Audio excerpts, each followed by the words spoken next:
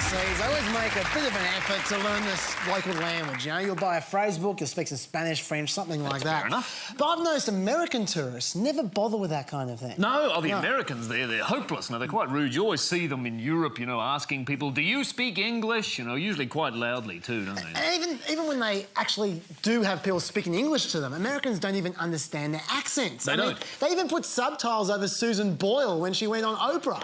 And Boyle comes from the UK, the birthplace of the English language. Honestly, I mean, short of having a translator, I do not know how American tourists can communicate with locals at all, even when they visit England. Excuse me, ladies, do you speak English at all? Yes. We're English, so yeah. I can't understand a word you're saying. I'm from America. We only speak English. Do you speak English? Yes, I'm speaking English. I need directions, but I only speak English. We speak English. English, yeah. Yes. Can you speak English? Yeah. We're English, so we... English, can you speak English? We are English. I just don't understand. Okay, well, I can understand you. I'm trying to go... It's okay, you don't need to yell, I understand. I need to go to Gloucester Street. I need to go to Gloucester. Gloucester. Gloucester Road. Do you know the way to Gloucester? We speak English. I'm English. Sorry. Speak English. We are like here. Do you want me to translate for you? Are you looking for Gloucester Road? Gloucester Road. Gloucester Road. Gloucester. He's actually looking for Gloucester Road. I'm Whereabouts is it? We're near Victoria. She's saying that we are near Victoria. Okay, so how do I get to Victoria? So you get to How does he Victoria. get to Victoria? I'm telling him to walk out the park. Walk out the park. Okay. Go onto the main road. Go onto the main road. Okay. And walk down until you see Victoria. And walk down until you see Victoria. Okay, so how far is it? How far is that? He's asking. 3 steps. She's saying it's like 3 subway stations. Okay. So 3 stops. Yeah, that's Yeah, okay. right. That's right. Thank you very much. He says, thank you very much for your help. So That's fine. Thank you so much, ma'am. they are hard to understand. These English people, yeah. I'm sorry. And they're a real pain in the ass. Yeah. We're just saying how helpful you've been. Thank you. I felt disillusioned and let down by the 2 major parties. That's why I voted Greens. I'm an inner-city trendy who's never had to deal with real issues like drought, transport or having to run your own business. That's why I voted Greens. I'm trying to get into the pants of this hot hippie girl who's into dolphins and shit. That's why I voted Greens. I'm a cool hipster from Melbourne who always goes against the grain just to look alternative. That's why I voted Greens. I was just stoned on election day. That's why I voted Greens. The Greens, the wanker's choice since 1972.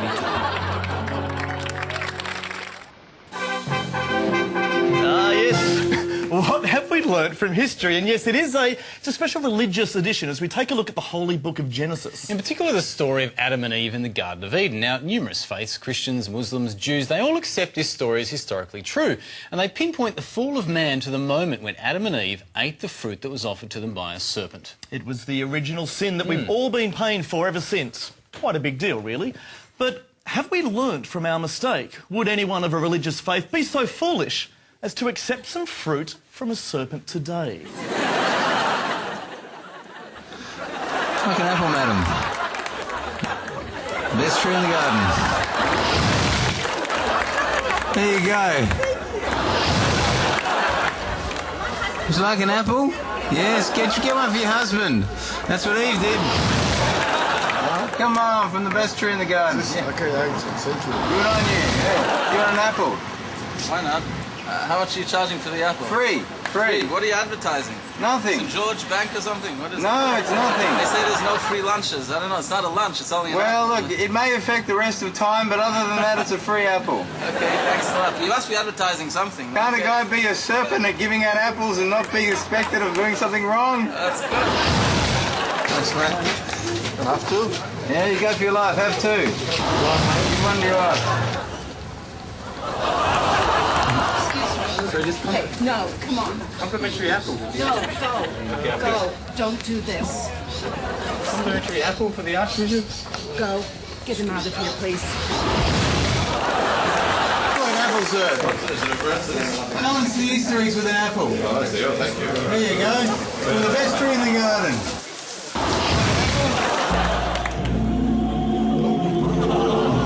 Apple, Jesus?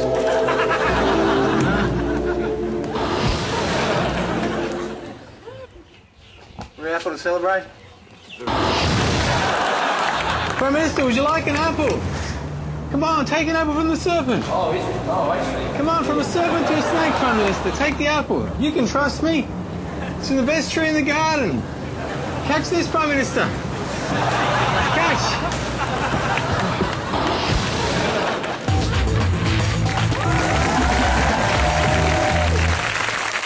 Sorted out this week, Craig, is identity theft. Yes, these days everyone's at risk of having their personal information stolen, and some very high-profile people have been victims. Like, did you see 60 Minutes this week? I'm Peter Overton. I'm Liz Hayes. I'm Tara Brown. And I'm Liam Bartlett. You know, it's happening in politics too. Federal police are investigating allegations that this man's identity has been stolen by this man. It's a huge problem, but thankfully lots of people are trying to fix it. And they all got together recently, and I kid you not, at the 3rd annual Combating Identity Fraud Summit. Sounds like a great bash. Oh, yes. So if there's one place in the world, though, that you think you couldn't get away with identity fraud, it should be there. But just to be sure, I decided to drop in. Our next speaker this morning is Damien McNeil. He's the Global Head of Security from ANZ.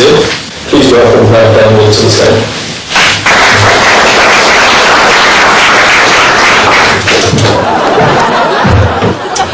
Well, good morning, everyone. I'm Damien McMeekin, and I'm Global Head of Security for ANZ.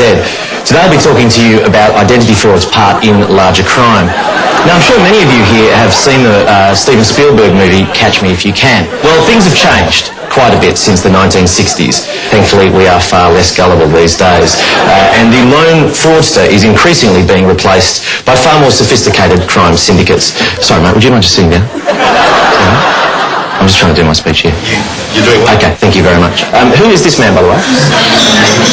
No. Can we let security here? Can we get rid of this guy, please? I'm sorry, I don't know. I'm afraid you're going to have to head out. Why's that? This is the real name. No, this man's an imposter. He doesn't know anything. What's your wife's name, mate? See? He doesn't even know the basics of his biography. This man is a fraud, ladies and gentlemen, and you should not be listening to him about identity fraud. It is a very difficult crime to perpetrate. Now, I've got about 50 minutes to go here. Is that right? No, I'm afraid the other Damien is far more handsome, so we're going to have him speaking in your style. All right, okay. I'm not happy about this. All right. Thank you very much. I think he had a lot more to say than I do. Trust is absolutely essential to the business of banking.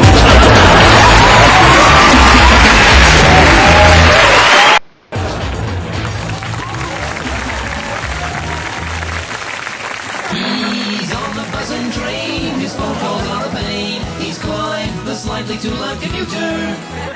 Yeah, g'day, it's Clive. Mate, I've got some packages for you. I've got some, it's about 3 kilos worth of ice. You know, not party ice, the drugs. I've also got the cocaine. No, ecstasy you want. Jeez. Hang on a sec. Sorry, mate, do you mind? Can I just hold those for a second? Sorry, mate.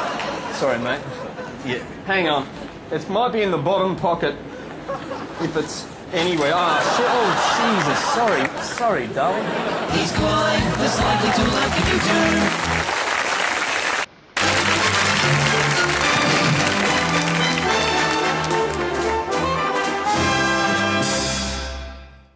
Hi, yeah, look, I just need to buy a tool. I've been doing some renovations at home. I'm just missing one small thing. Maybe you can give me some help. I got a screwdriver to drive in screws. I got a ratchet and a chisel and some super glue. I got a drill, I got a saw, I got a spanner. But the one thing I lack is a hammer. I wanna go knockity knock knock knock, tap tap tap, knockity knock knock knock, tap tap tap, bangity bang bang, knocking in nails, tappity tap tap tap, let's tap.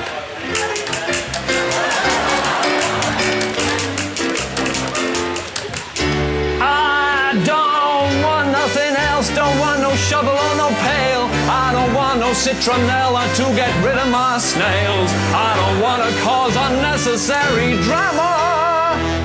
The only thing I need is a... Thank you.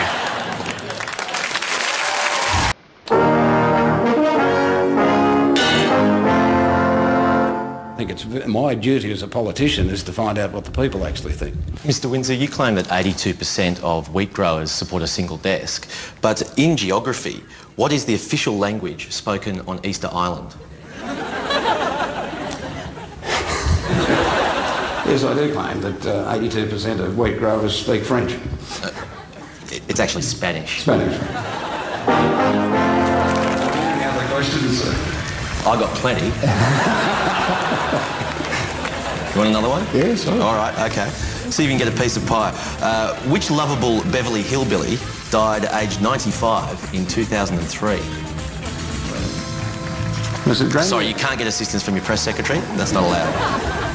No, it wasn't Granny. It was the old fellow. What was his name? Jed. No, I'm sorry. The correct answer was Buddy Ebsen. Yeah, that's him. Well, I've got to say, guys, this global recession is hurting everyone. It's not just the little people. Even Her Majesty the Queen is feeling the pinch. Did you see this? The Queen is literally crying poor.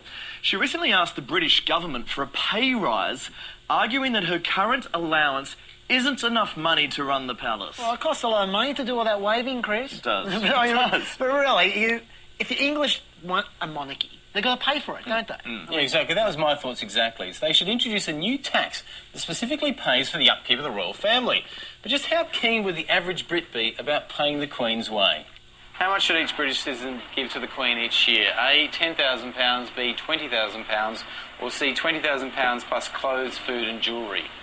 I'd say £20,000. £20,000? £20,000 each, yes. I'm a royalist myself. Oh, that's good. Do a good job. To be honest, my real answer is nothing. Would you expect the Queen to perform any extra duties in return for this new tax? Yes, would like to see a Christmas message at the end of each month. Yes, would like to see her compete on Royal It's a Knockout. Or no, happy for her to keep doing nothing. So you're just happy for her to do nothing? Yep. A Christmas message each month. Yeah. Why would you have one at the end of each month? Well, just to get more. I mean, people seem to love those Christmas messages. Yeah. You've had more of them. Yeah, okay, yeah. Some more Christmas messages. Yeah. Which, if any of the following cost-cutting measures, do you think the palace should be forced to adopt? A, getting rid of the corgis, B, getting rid of Balmoral, or C, getting rid of Prince Philip? Prince Philip. Prince Philip. Get rid of Prince Philip. Get rid of Prince Philip. Get rid of Prince Philip? Yeah, you think I'd save a lot of money? No, the corgis. The corgis? Yeah, she spends a lot of money on the corgis. She spends more on... It's been in the newspapers. Yeah, OK. Well, so get rid of the corgis? Good. No, don't get rid of them, but don't spend a lot of money on them. Would you still be happy to pay the full Queen tax when Camilla Parker Bowles becomes Queen? No, not the full amount. No, not a single penny. Or yes, but only if she agrees to spend it all on plastic surgery. What a question. Not to give her nothing, but get some plastic surgery. Well, in fact, in principle, she wouldn't be queen. No, she'd be... She'd be consort. She'd be consort. Because it's only the... Got me on a technicality there, didn't you? Rather than rely on taxpayers completely, should the Queen try to fix her own cash problems by converting Buckingham Palace into any of the following? A, an upmarket hotel, B, a boutique B&B, or C, a massive share house? A massive share house. If the palace did become a share house and the Queen started advertising for flatmates, are there any types of tenants that shouldn't be allowed? Students, immigrants, Aussie backpackers? Immigrants. Immigrants. Druggies. Druggies? What about students, immigrants, or Aussie backpackers? Immigrants. Yeah, I think immigrants.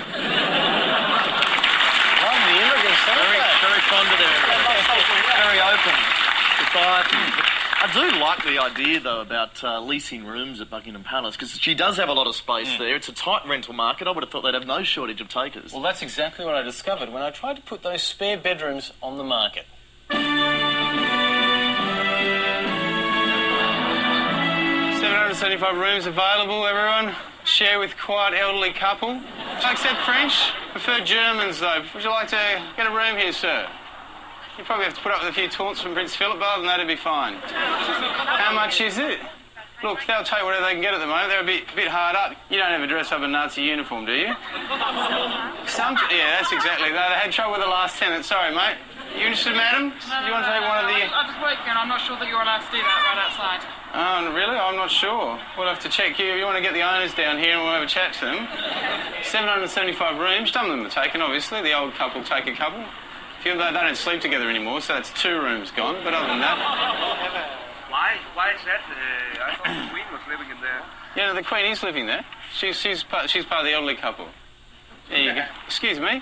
Can you give us a hand? I've just got to show this guy the room. I've just got to show him the room. He really wants to see it. I'm not getting a lot of bites. Can I show him the room that's available? Come speak to me.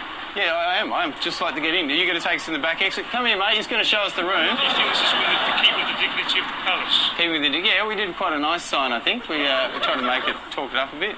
I think it's quite within the dignity of the palace. What are you actually getting to today? Sorry? What's the point of you being here today? Well, we were hoping to show this guy around. He's quite interested. You still interested, mate? As you can see, it comes with security here, which is a bit of a bonus as well. I might have to up it a bit with the security that comes with it. But, yeah. If we can have a look, that'd be good.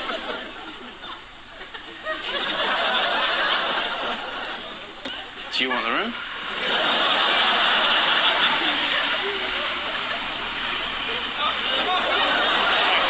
What's your name? Craig Rewcastle. Not coming up? Yep. Well, what I need you to do is take that sign down immediately. Okay, so the room's taken. If you want me to say yes for your TV programme, you've got a yes, the room's taken, okay? So I hope it comes out nice in the production. I hope you edit this lovely and that you get all the laughs you desire. All right, thanks very much, sir.